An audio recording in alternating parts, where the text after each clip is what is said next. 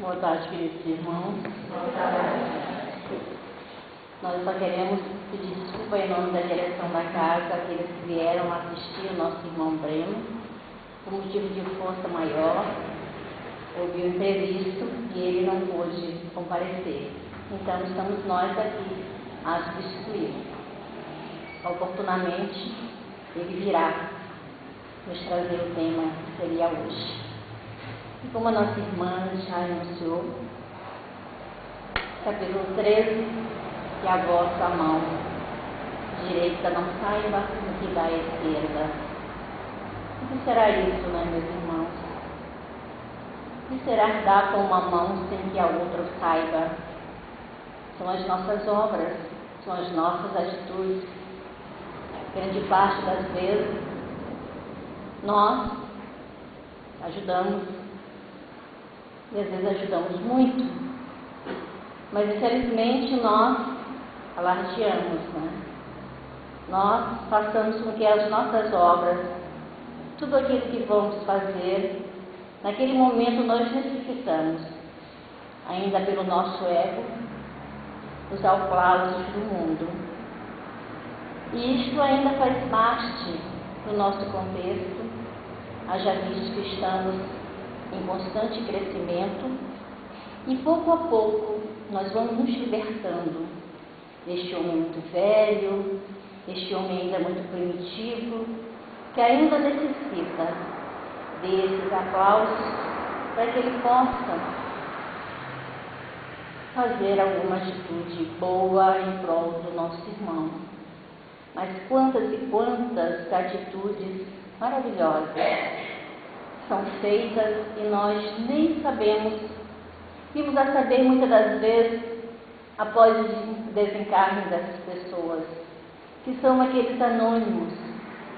Às vezes nos pegamos a escutar pessoas que dizem: ah, mas este mundo está terrível, tanta violência. Eu digo ao contrário. Nunca tivemos tantas obras beneméritas, nunca tivemos tanto apelo à compaixão e à misericórdia, nunca tivemos tantos juntos, né, buscando auxiliar os irmãos que estão ainda tentando se levantar. Porque quando falamos em caridade, a caridade é o amor em movimento. É quando nos predispomos a ir em busca de algo, em melhoria do outro. Então, só o fato de nos levantarmos dessa nossa inércia, buscarmos uma posição diferente perante o nosso irmão, isto já é um crescimento. E esse crescimento é tão perceptível aos nossos olhos que nós nem temos ideia. O outro é que vai perceber. E pouco a pouco nós vamos formando essa grande corrente do bem, porque nós somos exemplo. Então eu olho a Maria, eu olho José, ele fazendo tal atitude lá na sua comunidade. Porque quando falamos também em caridade, nós imaginamos que é só colocar a mão no bolso, colocarmos a caridade material em ação. Ela é necessário, porque estamos aqui em um mundo materializado. Mas a caridade, aquela que temos maior dificuldade de fazê-la, é a moral. Aquela que vai com o nosso sentimento.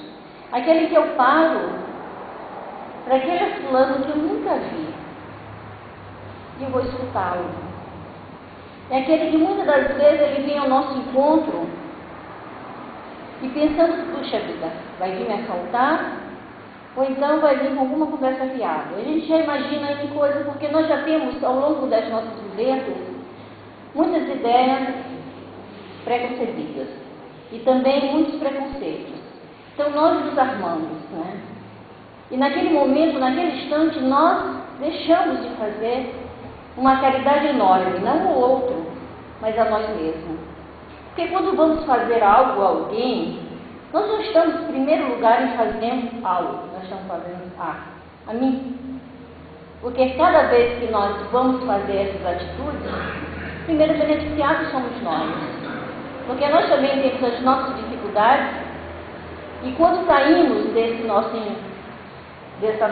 casulo, né, outros estão ali, nos auxiliando, para que cada vez mais nós tenhamos a condição de ajudar o outro. E eu vou trazer a vocês, permitam-me que eu leia. Eu tenho um amigo, que alguns aqui já escutaram a palestra dele, eu sempre digo que quando eu crescer, eu quero ser igual a ele. Ele tem uma mente fantástica. Ele traz os versos, né? A poesia, ele não olha, ele simplesmente declama. Com tal poesia, com tal amor, que eu digo, menino, quando você crescer, quando eu crescer, eu quero ser igual a você. Então, até eu crescer, né, meus irmãos, vocês vão ter que me escutar, eu lendo, né? Porque ainda não tenho essa mente fotográfica como meu amigo querido Flávio. E intitula-se Caridade, que está aqui no Parnaso de Além Túmulo. Aqueles que quiserem lê-lo, nós temos na nossa biblioteca. E diz assim: caridade é mão terna e compassiva que ampara os bons, os maus, ama e perdoa. Misericórdia, a qual para ser boa, de bem paradisíaco se priva. Mão radiosa que traz a verde oliva, da paz que acaricia e que abençoa. Voz da eterna verdade que ressoa, por toda parte promissora e ativa. A caridade é o símbolo da chave que abre as portas do céu, clara e suave, das consciências libertas da impureza. É a vibração do Espírito Divino em seu labor fecundo e peregrino, manifestando as glórias da beleza. É realmente uma beleza, né? E de uma ternura, né? Esse poema que Francisco Cândido Xavier nos traz. Nós vamos mais além. Jesus, de tal forma, ele exemplificou a caridade, que lá no Livro dos Espíritos, na questão 886, há uma pergunta em que os Espíritos respondem: qual é o conceito de caridade segundo Jesus? É benevolência para com todos, indulgência e perdão das ofensas. Veja só, perdão das ofensas, né? Essa caridade que nós iniciamos na prática dentro de nosso lar. É o lugar mais difícil de entendermos a caridade, é dentro do nosso lar. Porque ali nós sabemos que estamos unidos por laços amorosos e por laços de desafetos. Aqueles que estão ali junto conosco para nos ajudar a evoluir. Se ainda nos encontramos num planeta de provas e expiações, é que necessitamos ainda da chamada dor para nos libertar. E só através dela é que nós vamos acordando. Quantas vezes nós escutamos as nossas escutas as pessoas que dizem: opa, eu acordei. É como se eu estivesse dormindo há muito tempo e hoje eu despertei. Mas é assim mesmo. Nós despertamos ao longo das nossas vidas, ao longo das nossas reencarnações, das nossas atitudes ainda tão equivocadas, né? E é justamente naquela pequena célula, naquele pequeno mundo que é o nosso lar, que ali nós vamos nos remodelando, ali nós vamos aparando essas arestas. Ali é o melhor laboratório para podermos exemplificar a caridade, segundo Jesus, né? Quantas vezes nós temos que estar de usar da benevolência, da indulgência e do perdão nem se fala, né, meus irmãos? Porque se nós queremos levar isso além das paredes daquela nossa casa, da nossa construção onde nós vivemos, nós precisamos sim iniciar em algum lugar. E este local é em casa. Eu jamais vou conseguir fazer lá fora aquilo que eu não consigo em casa. Como é que eu vou ser caridoso lá na rua, se eu não tenho a paciência de escutar a minha vozinha, a minha mãe, o meu enfermo, que decorrência de algumas doenças, ele repete, e nós não temos essa paciência. Isso é falta de caridade. Vocês concordam comigo? Não precisam responder. Como que eu vou ser lá fora se eu não tenho ainda o que doar?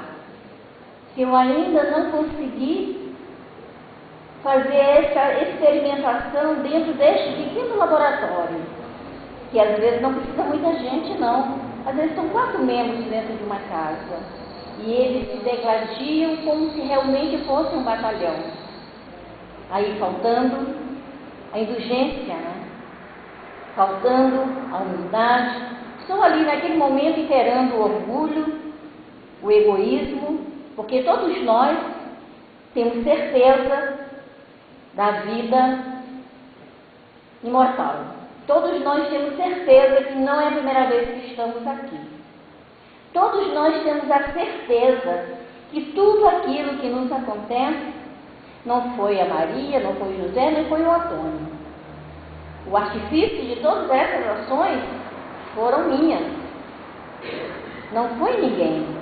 Mas isso, meus irmãos, até nós entendermos esta lei de causa e ação, muitos entendem logo e outros demoram um pouco. Porque tudo aquilo que nós fazemos, forçosamente, nós vamos ter que colher. Porque esse é o plantio, que são as nossas ações. Como que eu vou querer colher bons frutos se eu só planto árvores que não são frutíferas? Ou seja, atitudes muito negativas. Eu só quero receber, mas eu não me quero doar. Como é que eu vou doar se eu também não me melhoro? Então, o momento, hoje, o nosso momento aqui na Terra é de mudança, é de modificação. E nós temos que estar muito reflexivos quanto à questão da caridade, porque ela é muito abrangente em todos os minutos. Agora mesmo, todos estão usando da caridade para comigo, estão atentos me escutando, ou porque estão gostando, ou porque são pacientes, porque são caridosos, né?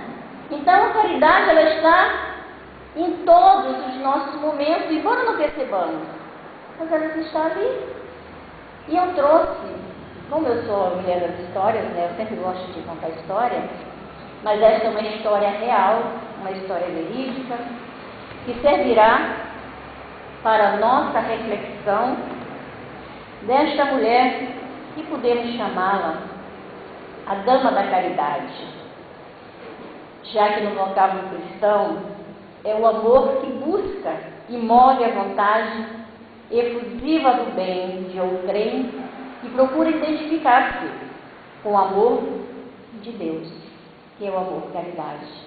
E é isso exatamente que esta mulher, ela fez. Ela não disse, vai fazer. Ela tomou tão ao pé da letra o que Jesus exemplificou, que ela multiplicou, na sua época, todos esses talentos que lhes foram dados. Né? Porque Jesus não disse, vai e faz. Ele fez primeiro, para depois dizer, faz. Ele, em nenhum momento, ele não deixou de exemplificar. Em todos os momentos, ele exemplificou. Então, esta mulher, ela nasceu lá em Campos Novos, da Cunha, em São Paulo. Chamava-se Benedita Fernandes. Era uma senhora negra. E ela vivia perambulando nas ruas, todo mundo dizia que era louca. E ela vivia realmente muito atordoada. Ela escutava vozes. Ela vivia realmente em total desequilíbrio. E veja só, em cidade pequena, se hoje aí em cidade pequena a gente sabe tudo o que acontece, né? Imagine lá em 1930. Essa mulher, então, como não tinha um local que acolhesse pessoas desequilibradas, como nós temos hoje aqui, ela foi recolhida à cadeia do município, dessa cidadezinha. E ali, aquele que estava ali à frente, né, o carcereiro, veja só, a cidade tão pequena que o carcereiro era espírita, né? Vendo então aquele desequilíbrio daquela mulher, ele já detectou, realmente ali havia um grande processo obsessivo naquela senhora. Começou então a ministrar o passe, como nós temos aqui também em Porto Alegre, né? O Hospital Espírita, em que é feita a terapia, a medicação material e a medicação espiritual daqueles que assim querem. E assim aconteceu com a Benedita, esse carcereiro e mais um seu amigo que foi chamado. Eles ministravam o passe, estavam ali sempre em prece, metendo bons fluidos com aquela senhora.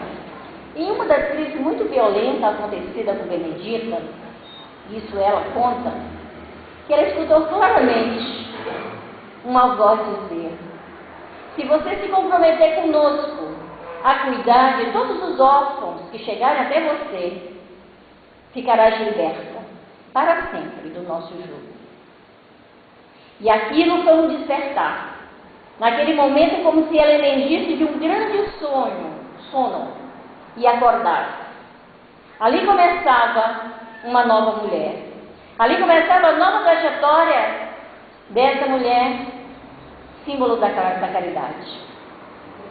E ela então saiu, e dali ela foi embora para Aracatuba, uma cidade também de São Paulo. E começou a acolher crianças, né? E ela começou então naquele pequeno lar, muito pobre, acolhia todas as crianças que passavam, que lhe eram encaminhadas. As pessoas já sabiam: ah, fulaninho não tem onde morar, os pais sumiram, os pais estão na drogadição, enfim. E já mandavam, enviavam para o lar da Benedita, que até então era uma casa muito simples, muito pobre. Certo dia, então, e ela vivia de doações. O município não ajudava. Ela vivia da sua aposentadoria, que conseguira se aposentar, e daquilo que ela batia de porta em porta, pedindo para aquelas crianças. Ela sumiu realmente, ela doou-se, né? E um dia ela acordou e disse: mas eu não tenho nada para dar para essas crianças, o que fazer? Aí as crianças dizem: mãe, o que vamos fazer? Ela disse: meus filhos, fiquem à porta e aguardem que Jesus vai lhes trazer a comida. E assim eles fizeram. Estavam ali na porta. Daqui um pouco passa um senhor, que alguns lembram no interior, que vendiam, tipo ambulante nos seus burricos, né? Que vendiam tripa, vendiam bucho, vendiam toda aquela senhora para subir na cabeça que era assim, que vendiam de porta em porta. E lá vem aquele senhor, com aquele seu burro, cheio dessas provisões que ele vendia de porta em porta, porque ele já tinha seus fregueses. E ele olha aquele monte de criança na porta. E ele diz assim: o que vocês estão fazendo aí? Ah, nós estamos esperando Jesus, porque a mãe disse que ele traria a comida para hoje. Aí ele disse: vai, chame a sua mãe e diga-lhe que Jesus chegou. A partir daquele momento, a partir daquele dia, o nome dele era Ricieri. Nunca mais faltou comida para aquelas crianças. Todas as sobras ele guardava, e antes de ir embora, ele passava na casa de Benedita e dava. Como a sua esposa sabia que o Ricieri, ele era muito a mão aberta, se deixasse, ele doava tudo na rua e chegava em casa sem sustento. Então ela controlava. Ela via assim: se tu tem 10 quilos, tu vai me trazer 10 reais, vamos supor, né? Então ela controlava os quilos para que realmente ele prestasse conta para ela. Mas ele era tão abençoado e ele ficava, mas agora, quase não sobrou, quase não tem sobra, o que eu vou fazer com aquelas minhas crianças? Aí chegava na casa de um, na casa de outro, diziam assim, não, você não precisa, leva o dinheiro. E aí sobrava, né? Ele tinha dinheiro para prestar contra a mulher, para não haver encrenca em casa, e tinha um alimento para levar para essas crianças. E assim, ele passou muitos anos. E daqui a pouco foi crescendo. E ele começou a se integrar junto com aquela criança, a ajudar a Benedita em tudo que ela necessitava, né? Como ele também fazia serviço de pedreiro, ele ajudou a construir, a melhorar aquele lugar que realmente era muito miserável. A Benedita, então, pouco a pouco, aquele seu agrupamento de jovens ia aumentando. Um dia, ela sai da sua casa e vê um lugar que a gente joga, como aqui nós temos em Alvorada, né? Basta alguém jogar um lixo, quando se vê o lixo está lá em cima, né? E ela olha naquele monturo e vê um mendigo, que era seu conhecido, quase corroído pelos ratos, em estado deplorável, né? Ela tomou-se de tamanha compaixão por aquele homem e o trouxe para casa. Limpou-lhe as feridas e ajudou ele a se reerguer. Isso vem bem a calhar dentro da parábola do bom samaritano, lá no capítulo 15, que também fala sobre caridade. E aí ela começou. Daí, ela também disse para ela, a partir de hoje, nenhum desequilibrado, nenhum tido como louco, jamais ficará no estado que eu juntei esse meu amigo. E dali ela começa também, não só a acolher crianças, mas a acolher também aqueles desequilibrados. E quando eles tinham crises muito fortes, o que ela fazia? Ela dava-lhe passe, ela o abraçava e colocava no seu colo com tamanho amor, que eles ficavam pacificados. Veja só a grandeza desse espírito, né? A doação, aquele amor realmente puro, que ela conseguia com que aquelas pessoas totalmente dementadas, porque quando chega a ter esse total desequilíbrio, ninguém está sozinho, e nem está com o espírito só ali, está com uma legião, mas ela tinha essa condição moral de apaziguar, não só o espírito encarnado, como os desencarnados que estavam ali à volta, da mesma forma que Jesus assim fazia, quando esteve aqui, há 2014 anos atrás. Ele expulsava os ditos demônios, que nós sabemos que hoje que não eram demônios, que eram espíritos, né? Que nem nós, mas só em uma condição diferente, já desencarnados, né? E o tempo seguiu, né, meus irmãos? Certa feita, o prefeito, então, na sua cidade, sabedor do que a Benedita fazia, começou a lhe ajudar. O município disponibilizou uma verba para que ajudasse, já que ela acolhia os órfãos e também acolhia os desequilibrados. Até que um momento toda essa verba foi cortada. Não tinha. E ela foi então ao prefeito, o prefeito disse, olha, felizmente foi cortado. Ela disse, então eu sinto muito. Todos os tidos como os loucos serão soltos. As ruas novamente serão, então, ela conta que aquelas pessoas que estavam junto com ela ficaram andando mais ou menos por uns 2 dias na cidade. Aí então a prefeitura, vindo-se acuada, voltou novamente atrás e disponibilizou a verba que ajudava. Aí ela acolheu novamente aqueles tidos como loucos para o seu lar, né? Lar de Benedita. Até que em 1947, em outubro de 1947, ela desencarna. Mas ela deixa uma obra maravilhosa. Ela funda esse lar, Maria Benedita. Ela funda uma união em São Paulo, uma união espírita, inclusive ela é pioneira. E ela conta também um fato bem interessante, né?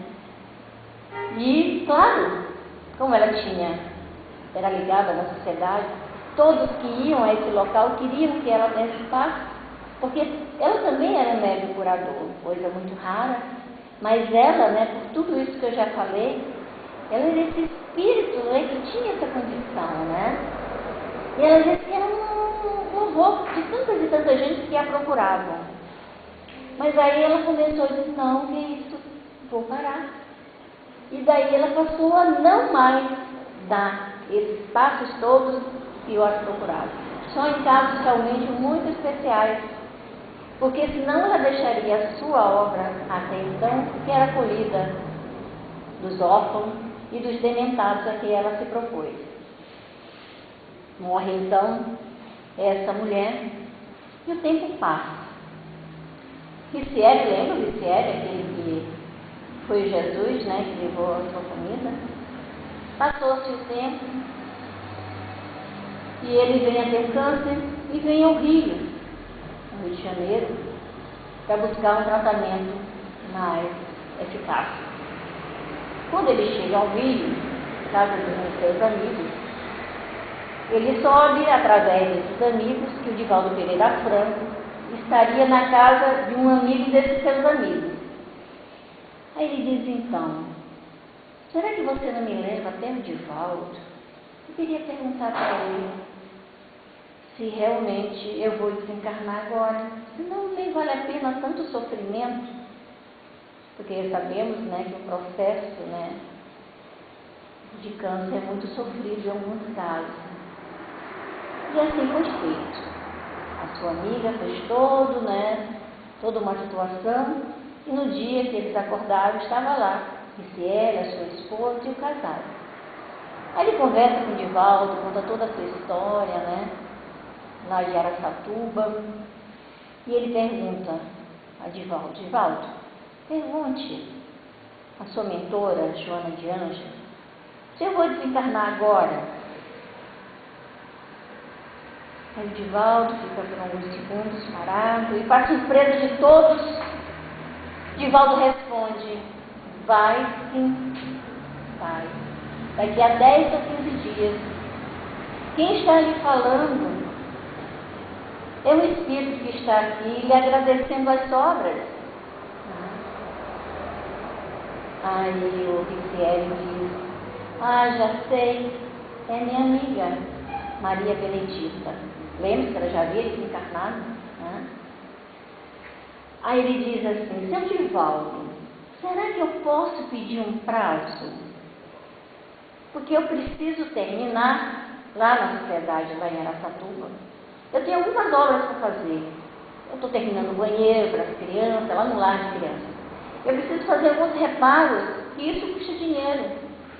E eu preciso fazê-lo. Se eu pergunto para ela se ela me dá se eles me dão uma moratória. A Divaldo novamente reporta-se a Joana. Aí ele diz, Joana, disse, olha, não pode sim. Ela vai dizendo sim. Mas, e quando você sentir uma dor muito forte no peito e uma falta de ar, você pode se aquietar e que chegou o momento. Ele disse, e outra coisa, eu quero pedir mais uma coisinha. Pergunte para ela também se ela pode diminuir as minhas dores. Eu sinto muita dor. Prontamente ele foi atendido.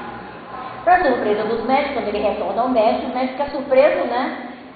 Porque a doença estacionou, então ele não tinha mais nada a fazer ali, a não ser ir para a sua cidade. Mas ele sabia, né? Que ele tinha um prazo de validade, né? Esse homem, então, retornou à sua cidade, terminou tudo que tinha previsto. E lá um dia, isso já passaram-se um ano, ele sente uma dor muito forte no peito. Aí ele chama sua esposa e diz, olha, vai ser hoje, é o momento. Despediu-se de todos, fez uma prece agradecendo a Deus, deitou encarnou. Essa história, meus irmãos, ela realmente nos emociona, né? A grandeza desses espíritos, né? Veja só, ninguém está sozinho. Todos nós, quando nos dispomos a ajudar alguém, nós somos ajudados. Olha só, a Benedita estava ali naquele parque que não tinha alimentos para dar para os seus órfãos, né? Ele chegou ali e já supriu. E dali ele foi aumentando. Mas no momento que ele também precisava de ajuda, a Benedita estava ali. Isso que em nenhum momento ela ficou longe daquele seu grupo de trabalho. Porque nós continuamos a trabalhar, a fazer as nossas atividades beneméritas quando desencarnamos. Por isso, meus irmãos, quando Jesus nos fala do reino de Deus, da construção do reino de Deus dentro de cada um de nós, é a isso que ele se refere, né? Essa construção que muitas das vezes para nós nos parece tão pequena, mas ela é tão grandiosa para o outro que nós nem temos ideia. Então, tijolinho a tijolinho, da mesma forma que nós fazemos o alicerce lá da casa, né, que tem que ser bem feito, esse alicerce vai sendo construído internamente dentro de cada um de nós. Essa construção do reino de Deus. Quando nós vamos terminar essa construção, não importa. O importante é que nós já iniciamos há muitos séculos, né? Porque todos nós somos espíritos simples e ignorantes. A maldade é unicamente o fruto da nossa ignorância, porque nós não entendemos de fato o que é fazer o bem. Porque aquele que ainda está equivocado no mal, ele acha que está fazendo bem. Tanto é que ele chama Deus no momento das suas atitudes erradas. Ele tem uma crença, mas para ele, aquele momento para ele é o certo. Mas nós já passamos. Por isso não julgar. Por isso dentro desse conceito do Cristo de perdoar.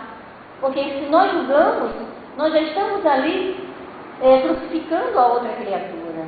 Nós já estamos colocando em xeque as suas atitudes e muitas das vezes não vamos perdoar. Por atitudes que nós, ou às vezes estamos fazendo, ou vamos fazer ou já fizemos. Porque aquele que realmente já entendeu, ele não julga. Porque todos nós somos enfermos, todos nós somos doentes nessa grande escola, nesse grande hospital que é a Terra. Um hospital que Deus nos construiu com tudo aqui, para que nós tivéssemos um bem-estar. E nós ainda reclamamos, né? Nós reclamamos do tempo, reclamamos do dia, reclamamos do trabalho, reclamamos da família, enfim, nós somos uns eternos reclamões. E esquecemos, né, da misericórdia divina sobre todos nós. E isto, cada vez mais, nós vamos ter essa compreensão. Porque hoje, os próprios meios de comunicação nos dão diretrizes, às vezes não muito corretas, mas sim para o nosso despertar. Através da curiosidade, muitos chegam à casa espírita para entender aquilo que viram e não acreditaram. Então, eu quero saber como que realmente acontece. Então, nós temos que nos perguntar, em alguns momentos, por que a caridade? Por que eu tenho que usar a caridade com o meu irmão? Será que a gente parou já para nos perguntar isso? Será que nós já paramos e nos perguntamos assim, tá, e a caridade, como é que fica? Aí vamos pensar assim, mas hoje eu estava lá no semáforo, eu dei uma moedinha lá para aquela criança que estava ali, para aquele senhor, eu comprei uma balinha, eu fiz a caridade. Eu fui na sociedade espírita, levei alguma coisa, levei os livros, alguns mantimentos, levei roupas, enfim, eu estou sempre fazendo a caridade. Será que é só isso?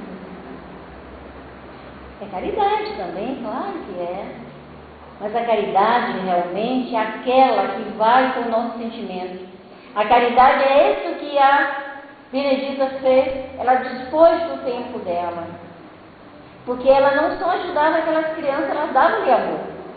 E amor verdadeiro. Tanto é que curava, não é? E nós? Será que já paramos para pensar? Hoje, no nosso século, né? Em que tudo movimenta-se em prol de uma situação bem melhorada para a Terra, né? Já que passamos por um momento de regeneração, já que são pautadas outras situações diferentes de ontem, né? Hoje os nossos próprios jovens, com outro entendimento, né? Espíritos que vêm alicerçados na moral. E nós, meus irmãos, nós temos que parar e refletir dentro da condição da caridade. Não só a caridade material, mas é essa caridade que faz com que possamos ir ao encontro dos infortúnios ocultos. Nos coloquemos no lugar de alguém que precisa de algo. Muitas das vezes, vamos supor que eu hoje, agora, eu esteja muito faminta e por uma situação da vida, eu não sou uma pessoa que mora debaixo da ponte. Eu tenho a minha casa, eu tenho uma estrutura, mas eu estou passando por um momento difícil na minha vida. E muitas das vezes, naquela casa não tem nada. Mas por vergonha, por vexame, a pessoa fica inibida de ir ao encontro do outro para pedir. Mas nós temos esse olhar, porque nós temos amigos, nós convivemos. Então nós temos que ter esse olhar de empatia, olhar o outro e sentir a necessidade daquele que nos busca. Quantas das vezes nossos amigos nos buscam dentro dessa proposta? Quantos vêm ao nosso encontro envergonhados? Porque estão passando por aquela situação. E nós não temos que ter vergonha de auxiliá-los. Porque o olho, ele é o espelho da alma. Nós sentimos o pedido de socorro naquele que nos procura. Como que vamos julgar? Ah não, mas a moça está bem vestida, está arrumada. Ela não necessita de nada, ela está pedindo porque gosta de pedir. Não é assim. E muitas das vezes também, aquele que vai pedir, não vai pedir material. Ela vai pedir uma escuta. Ela quer que alguém a acolha. Por que que hoje, nas nossas casas espíritas, fala-se muito nessa questão do acolhimento. Na primeira acolhida, a importância de você chegar e ser acolhido. Às vezes, há um momento que tem muita gente, e às vezes as pessoas que estão atendendo também são poucas, mas isso não desmerece o atendimento amoroso daquele que está ali. Porque não precisa falarmos muito. Vocês vão olhar, às vezes até um abraço. Isso aí supre tudo aquilo que nós queremos falar.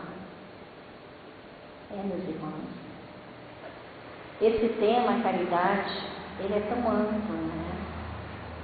E eu tenho certeza que em algum momento da minha fala, da mesma forma que quando nós trazemos algum capítulo, nós trazemos para nós, primeiro para nós mesmos. E claro que em alguns momentos da minha fala foram mexidos comigo mesmo, nas minhas condições internas, da mesma forma como eu tenho certeza que em algum momento da minha fala também houve essa reflexão em cada um de vocês. Porque é essa a proposta, né? A proposta da caridade é essa, de realmente entendermos, né, o que é dar com a mão direita, né, e escondermos a outra. Eu dei alguma coisa para a Maria e vou dizer para todo mundo: ah, tu sabe, a minha vizinha lá, a Maria, ela está passando uma situação assim, assim, assim, assim. Tu sabe que eu ajudei lá, eu dei um rancho, eu estou dando um rancho para ela aos 3 meses. Por que nós vamos falar isso?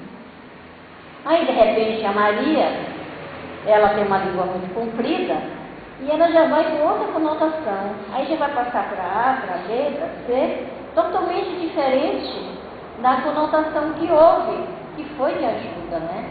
E não de humilhação. Né? Então nós temos que ter muito cuidado nessas questões, né? Por isso que a época de Jesus, né, os fariseus, né, e eram os ditos doutores da lei, eles faziam e alardeavam, né? E hoje nós podemos fazer um link com os nossos políticos, né? Eles fazem obras, constroem casas, fazem uma série de coisas. Mas todo mundo sabe, os aplausos já estão aqui, né? Na terra, né? Todos aplaudem o seu fulano. Mas o seu fulano está ali fazendo, ótimo, que fez a parte dele. O que ele vai receber depois fica com o sentimento de cada um. Não cabe não julgar. Nós precisávamos da casa, nós precisávamos do pão, e houve uma mão que estendeu e que foi acolhida. Certamente no momento de grande dificuldade desse homem, quando ele partir, aqueles espíritos, aquelas almas que estiverem encarnadas, que souberem que o doutor fulano desencarnou, serão as preces destes a quem ele estendeu a mão, mesmo, né, só fazendo por fazer, porque tinha uma verba do partido ou coisa parecida, mas não importa. Naquele momento, ele foi útil, ele supriu a necessidade daqueles que estavam ali. E as preces daqueles que receberam irão auxiliar aquele homem ou aquela mulher no momento de transição. Meus irmãos, Jesus é o maior exemplo de caridade que nós temos que seguir. E tantos outros espíritos e missões que vieram após Jesus para nos relembrar as suas lições. Nós sempre costumamos pontuar os que estão mais perto de nós. Chico Xavier, né? Olha só, a caridade desse homem enfermo, que quase não dormia, tinha angina, catarata no olho, pressão alta, dormia muito pouco, alimentava-se também, e ele estava ali, psicografando, né? Cartas de consolo àqueles que buscavam, né? Quantas e quantas vezes terminava a atividade lá na sua casa de prece, e ele seguia buscando aquelas vielas que nenhum de nós certamente teria coragem de ir. Mas ele ia, ele estava ali, porque ele tinha certeza que estava com Jesus. E todos já o aguardavam. Ele estava ali, levando, né? Muitas das vezes ele não tinha alimento. Certa feita ele foi visitar uma comunidade que sempre o esperava. Mas aquele dia também não tinha alimento. Ele disse, mas o que levar? Se bem, vamos levar água. É a única coisa que eu posso levar. E para ir para essa comunidade passava por uma ponte. E quando ele estava embaixo da ponte, tamanha pobreza que os casais iam todos embaixo dessa ponte. Alguém grita, quem é seu Chico? Aí ele disse, oi, sou eu. Ele está aqui, um caminhão de mantimentos que enviaram para o Senhor. Olha só. Estava ali, naquele momento, repartindo, né, tudo aquilo na sua vontade, nas suas preces, com certeza ele pediu ao Senhor. Por que eu estou sempre, eu trouxe algumas conotações das histórias reais, né, mas sempre no que você faz e que alguém ajuda, né? Porque isso é o nosso cotidiano, né? Nós sempre temos que entender que todo aquele que nos busca está sendo direcionado, ou por irmão encarnado, intuído por outros, desencarnado, ou por um grupo de desencarnados que está ali. Vai, a Rose vai te entender, a Rosane vai te auxiliar. Muitas das vezes não se tem o material, mas podemos auxiliá-lo para um outro caminho. E quantos amigos neste momento nós adquirimos, né, meus irmãos? O nosso horário chegar, esperamos que a caridade material, a caridade moral, possa ser uma reflexão para os nossos dias e entendermos que Jesus este mestre, este homem incomparável, que nos trouxe e nos dá todos os dias, né, a condição de sermos caridosos, né, conosco, porque nós temos também que ser caridosos conosco, sendo benevolente conosco, indulgentes, nos perdoando as nossas faltas, que muitas das vezes nós não conseguimos. Nós temos que fazê-los. Nós somos seres falíveis, caímos, até que um pouco nós entendemos e nos levantamos. E fiquemos em paz, e que Jesus possa, nesse momento, nos envolver com seu imenso amor, e no coração de cada um de nós possa, cada vez mais, resplandecer essa luz amorosa que se espalha em todos os locais em que estejamos. Esta luz que acalma, esta luz que brilha em qualquer lugar em que vamos passar, que ela seja o nosso farol, que ela seja o nosso norte, e para aqueles que se espelham também em nós, que o bem seja sempre constante na nossa caminhada. Fique em paz. Obrigada.